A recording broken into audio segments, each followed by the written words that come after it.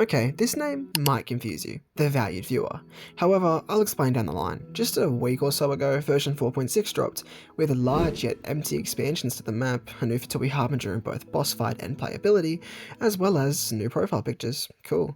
However, we're not focusing on the latter two. We're focusing on the expansions. Most of it is ocean, but underneath lies a massive sea of mystery, danger, awesomeness, and bygone eras. It's in the name. Above is a small island with Petrichor, a humble village, immediately creating enough intrigue to bring me to where I am now, telling you why Remuria, the golden city of ichor, within the sea of bygone eras deep within Teyvat, is a cinematic normality. Grab some water, because we're watering down why this place is the two words I gave it 5 seconds ago. Gained my power.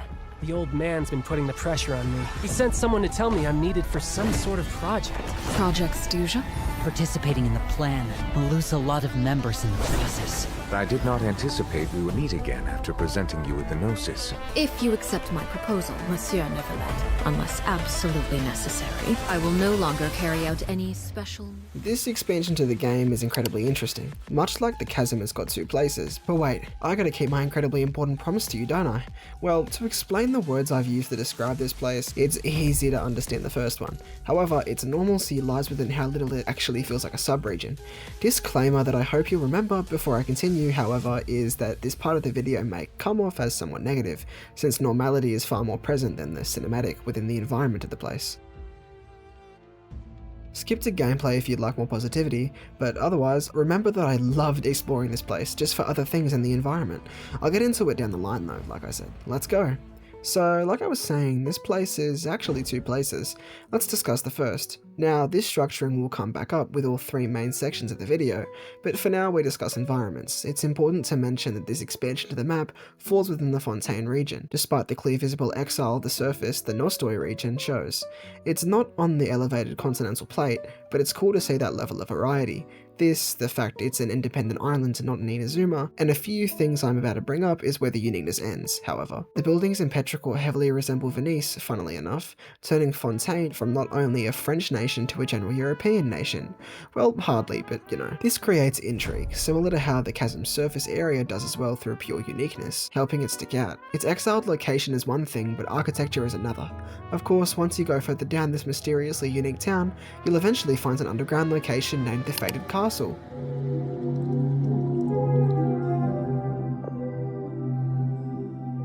This place features many unique quirks, but those will mostly be covered within the gameplay section.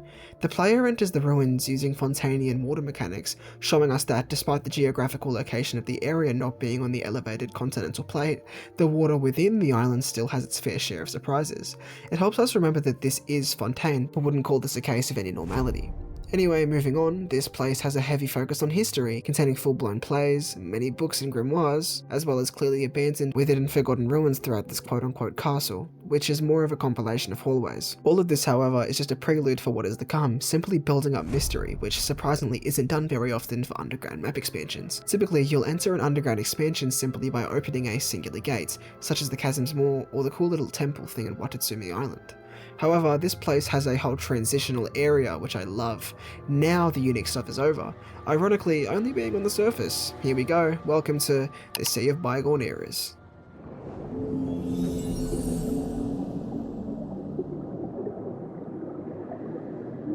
Now, I don't know if I missed the memo, but from memory, I don't think it's properly confirmed specifically where this place is located.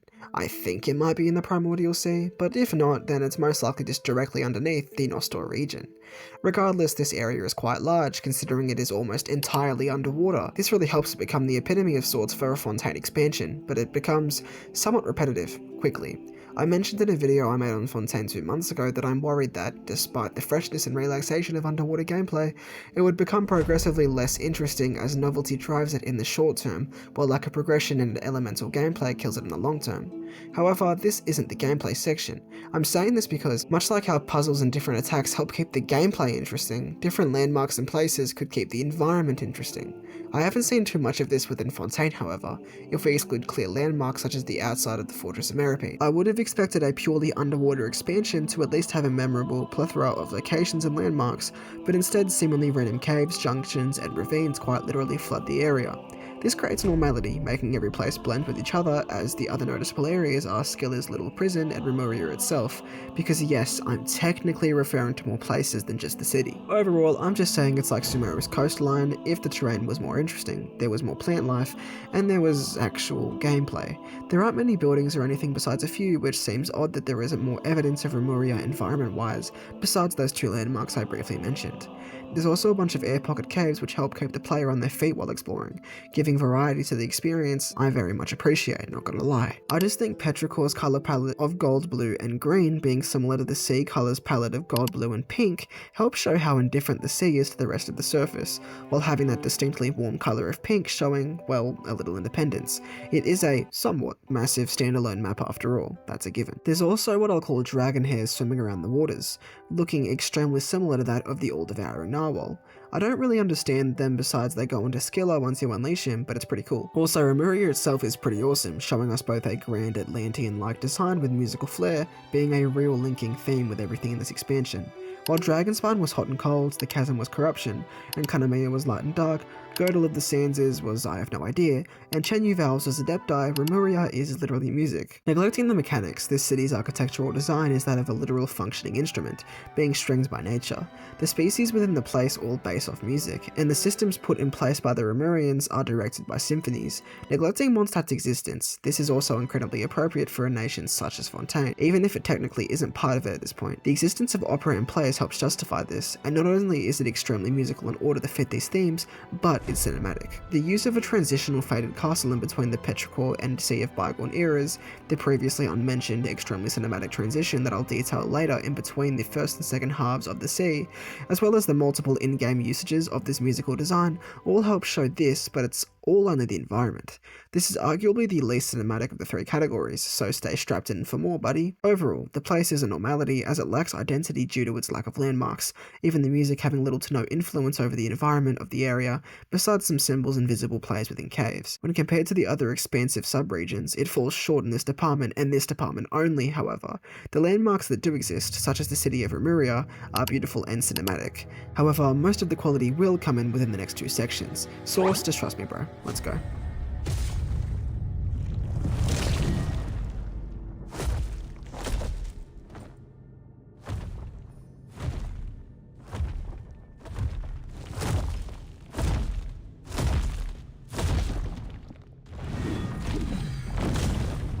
When arriving in Petrichor, nothing much is noticeable. Hydroculi can be frequently located throughout the island, being somewhat bizarre for that of a subregion, but I guess this isn't the subregion itself, right?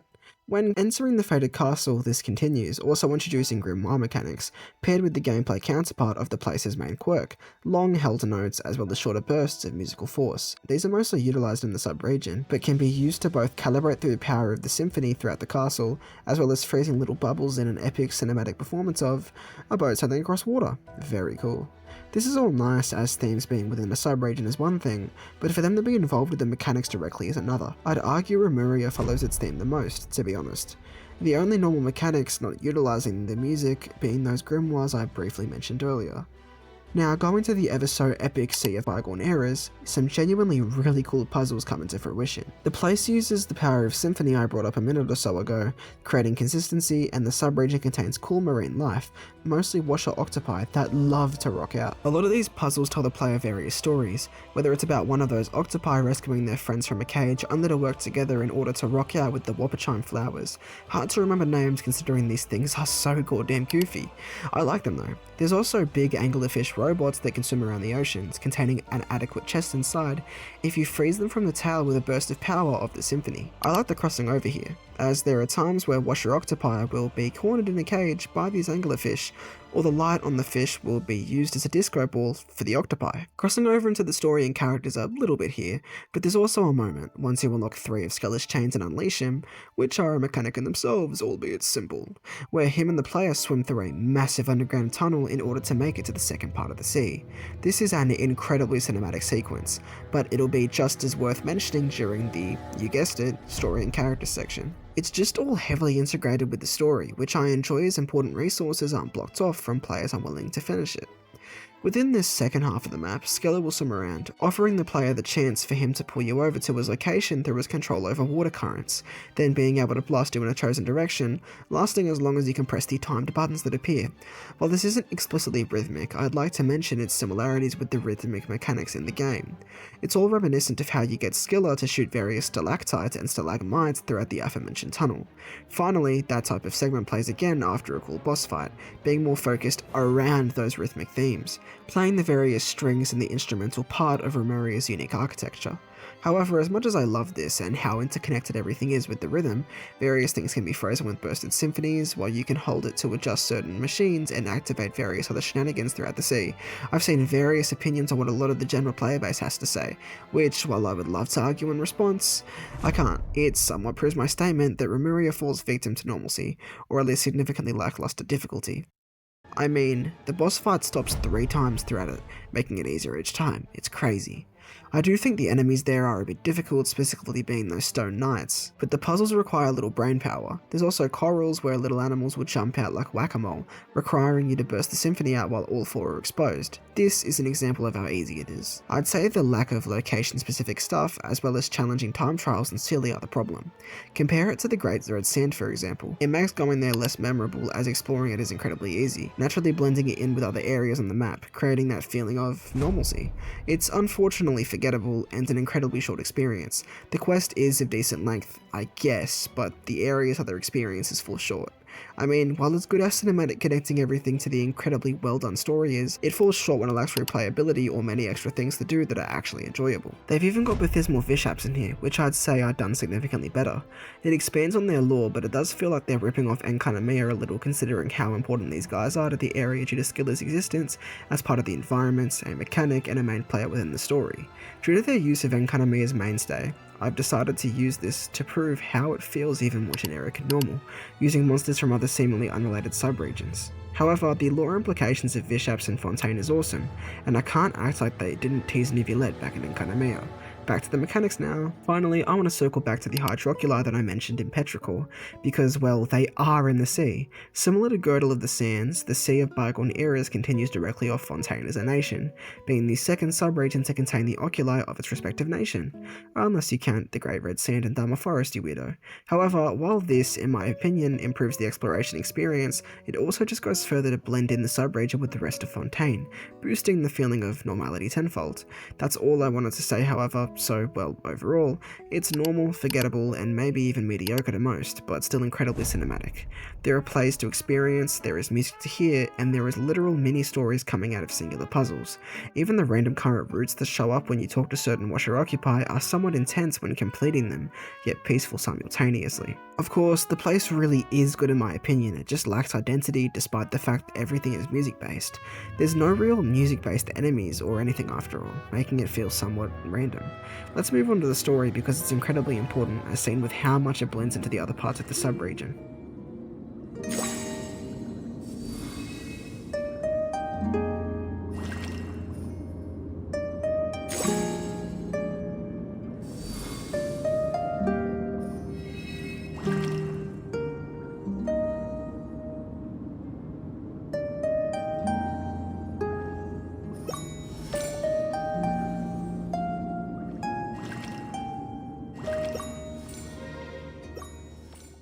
Excuse the likely difference in mic quality, as I'm in a completely different house now. Every expansion to the map focuses on the map, like the story exists to shed light on the sub-region. This is a standard that's always been met. However, this changes within Remuria. Within this area, it feels more like the area exists for the story, telling an untold narrative that is undeniably incredibly relevant to the overall lore of Teyvat, an ancient civilization separate to Fontaine, with people built from stone skin and ichor for blood, driven by symphonies and machinery all underwater, betrayed by Skiller, but in reality something else. It's already built more coherency than 90% of sub-region stories, with Chen Yuval possibly being my favourite otherwise. Within the story, you find yourself in front of Petrichor, Petrichor again, seeing suspicious people that endlessly ramble about seemingly alien subjects, infinitely confusing both the player and the traveller. Not long after you fight and defeat them, entering the town itself. Within this anomalous place, many of the townspeople have a red aura radiating from their heads, behaving erratically and illogically until you meet an actually sane person. A cat watches you, showing up as you approach the fated castle. This cat is referred to as Monsieur Oz from here on out, being our primary guide throughout the location, similar to Fujin in Chenyu Vale. I didn't mention this either, but the traveller keeps experiencing memories of somebody else within Remuria during its lively time, similar to the Khaenr'iah quest during the Sumeru chapter. This helps establish some form of consistency with the traveller's powers, but I felt like that was just a fun extra detail to mention. The most important thing to me is the quality of the writing here makes it feel on par with that of an Archon quest, making it feel much more cinematic wherever they try to emphasise on it. While the area existing for the story makes the area increase significantly in its feeling of normality, the first of these clear writing differences is the fact that there's an overarching villain, and many twists for Oz as well as the Traveller and Paimon. The villain is Boethius, being visibly opposite to Oz when we later see his human form, and teasing himself very early on during the Fated Castle, clearly demonstrating this characterization as a villain of the story. No other sub-regions have clearly overarching villains like this, Ling Wan being the closest to this role, but she only really shows up as a villain during the ultimately climatic finale of the questline. During this encounter in the castle, Boethius teases his next location within the city of Remuria itself, specifically being Domisoria. Scylla was locked up by Boethius within the first two halves of the Sea of Bygone eras, finally being freed by Oz and the Traveller by the logic of an enemy is a friend. He sends you through one of my favourite scenes within the game, where I explained in the previous section that you swim with him through an expansive cavern, destroying stalactites and stalagmites blocking your own path until you wind up on the other side.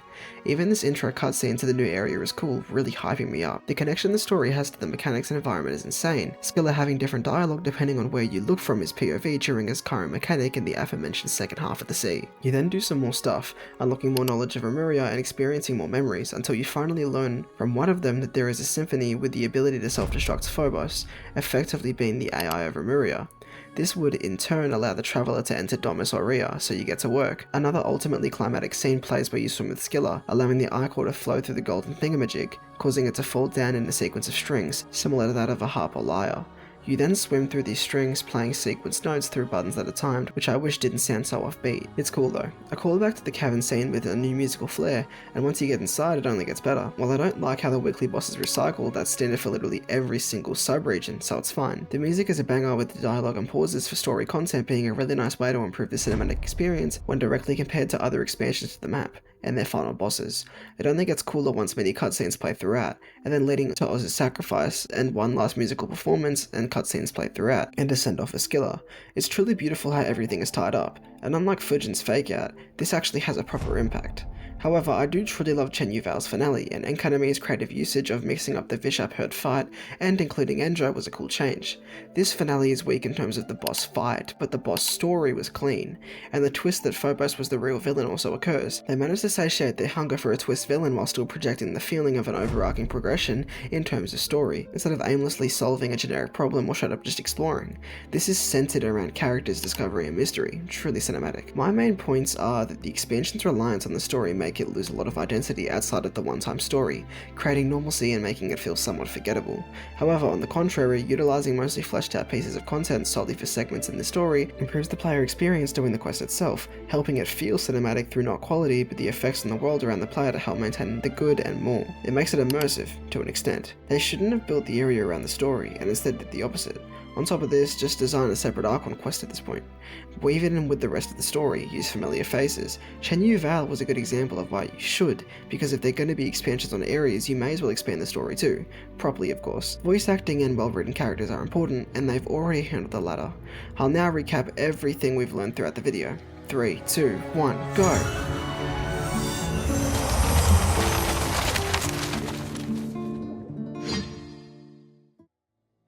This place is so normal, generic, forgettable, repetitive, whatever you want to call it.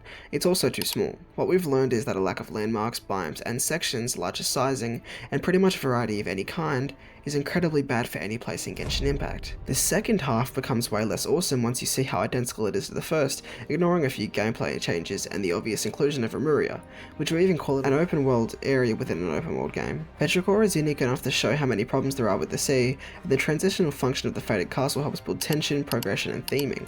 It's well paced but awful for the actual open world stuff. Cinematic but generic. The gameplay doesn't help much either, having allegedly incredibly simple puzzles, with everything serving to further the story, not the experience. Everything attempting to further said experience tends to fall short in some way, being an endless cycle of sadness? I don't know, sounds really emo to be honest. An example of prioritizing the story is the very time-appropriate, unique mechanic of skill as currents. While it's convenient to be able to travel across something as empty as the underwater, should it be so empty? I think not, proving to me that they're aware of their shortcomings within the field of design for this underwater wonderland, desiring only to skip over it all and go to the story. Speaking of story, it's utterly amazing, cinematic and well done. However, I feel as if the focus on quality has really clouded up the idea of identity, overall still having the basic structure of a world quest. Talking cats? Meh. Recycled world bosses? Meh. The proof here is that all characters were literally all killed off afterwards, excluding Skilla. They're also all exclusive to the lore of Remuria, maybe excluding, once again, Skilla. Compare this to Vishaps, Enjo, or the Black Serpent series of enemies, and they've all got impacts on other things, giving them an identity. This isn't true for the world questline within Remuria, with Oz feeling as if Dainzif was a furry. The story is good, just inevitably affected by the last second nature of the area to show. It doesn't feel like it had a lot of thought put into it. It's like the after effects and post-production of the area and story were amazing, but a lot of the other stuff, I really don't know, it's just a cinematic normality. No matter the quality, it needs identity. Fortnite Chapter 5 is pretty good, but I've only played it like 3 times in the last 5 months it's been released. But identity is important. At least the music flair held up consistently within the gameplay and story. Besides that, I think this video is finished. Without further ado, I'll see you all again in a week or so. Stay tuned, because when we go down a large elevator, you'll find the gathering place of exiles, the Fortress of Meripede, covered within the next video. Place for exiles.